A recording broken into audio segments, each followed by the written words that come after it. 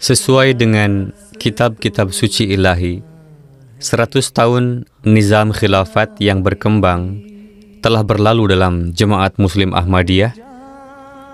Kita sekarang berada dalam era kelima khilafat yang luar biasa, di mana Allah Ta'ala berdasarkan ketetapan ilahinya menunjuk suami saya, Hadrat Mirza Masroor Ahmad Sahib, Khalifatul Masih yang kelima, ayyadahullahu ta'ala binasril aziz, ke kedudukan ini sebagai manifestasi kelima dari institusi khilafat. Dzalika fadlullahi yu'tihi may yasha. Itulah karunia Allah, Dia menganugerahkannya kepada siapa yang Dia kehendaki. Sadar Khuddamul Ahmadiyah Pakistan menulis kepada saya menyatakan bahwa pada kesempatan perayaan seabad institusi khilafat Ahmadiyah, majalah Tashhizul Azhan ingin menerbitkan edisi khusus tentang Hadrat Khalifatul Masih yang kelima, ayyadahullahu ta'ala binasril aziz. Dalam hal ini, beliau menyatakan keinginannya agar saya menulis sebuah artikel dengan judul Huzur, Suami Teladan, dan agar saya menceritakan beberapa kisah mengenai karakter beliau serta mengenang beberapa kenangan sebelum pengangkatan beliau ke kedudukan khilafat. Oleh karena itu, saya akan menulis beberapa hal yang terlintas dalam pikiran. Kerjasama penuh dalam urusan rumah tangga. Bahkan sebelum kehidupan beliau sebagai khalifah, Huzur telah mendedikasikan dirinya untuk pengkhidmatan agama, dan beliau biasa menghabiskan siang dan malam sibuk dengan urusan-urusan ini. Namun, meskipun tugas-tugas resminya, beliau juga biasa memberikan perhatian besar pada urusan rumah tangga dan menunjukkan kerjasama penuh. Pada tahun 77, di bawah skema Nusrat Jahan, beliau diangkat sebagai Kepala Sekolah Menengah Ahmadiyah. Ketika kami pindah ke Ghana, pada saat itu negara tersebut sedang mengalami krisis ekonomi yang serius. Dan karena kurangnya hujan, terjadi pula kekeringan yang parah. Keadaan negara tersebut sangat memprihatinkan. Aspek paling menonjol dari karakter Huzur yang sangat saya hargai adalah bahwa beliau tidak pernah menunjukkan bentuk keegoisan apapun. Meskipun tanggung jawab beliau yang sangat besar, beliau selalu merawat saya dan anak-anak dengan sebaik-baiknya.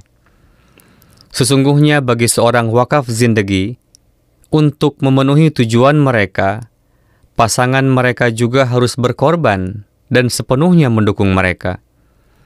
Khususnya ketika menyangkut tunjangan yang dengan murah hati diberikan jemaat kepada seorang wakaf zindagi untuk menjalankan rumah tangga mereka. Tanpa kerjasama suami, istri akan terus-menerus berjuang untuk mengatur rumahnya dengan tunjangan yang terbatas ini. Saya telah mengamati di rumah-rumah tertentu bahwa sesuai dengan keinginan suami, makanan dan roti capati segar biasa disiapkan dan pengaturan khusus akan dibuat untuknya, sedangkan istri dan anak-anak hanya akan memakan sisa-sisanya. Namun, Huzur tidak pernah menyatakan keinginan seperti itu, dan beliau tidak pernah membuat tuntutan seperti itu. Dengan demikian, di satu sisi, penghargaan dan kehormatan saya terhadap Huzur terus meningkat, sementara di sisi lain, saya tercengang bahwa ada pria lain yang telah mendedikasikan hidup mereka, namun tidak menawarkan pengorbanan ketika menyangkut urusan rumah tangga. Sebaliknya, mereka menuntut pengorbanan para istri dan anak-anak mereka. Huzur adalah manajer pertanian Ahmadiyah di Tamale, Ghana Utara, di mana untuk pertama kalinya dalam sejarah negara, Huzur berhasil menanam gandum. Kami tinggal di Tamale selama 2 tahun untuk tujuan pertanian. Tamale adalah markas besar untuk wilayah utara di Ghana. Kadang-kadang, selama musim tanam dan panen, Huzur biasa menghabiskan 2 atau 3 malam di gubuk-gubuk penduduk desa setempat. Selama waktu itu, beliau dengan senang hati menanggung segala macam kesulitan.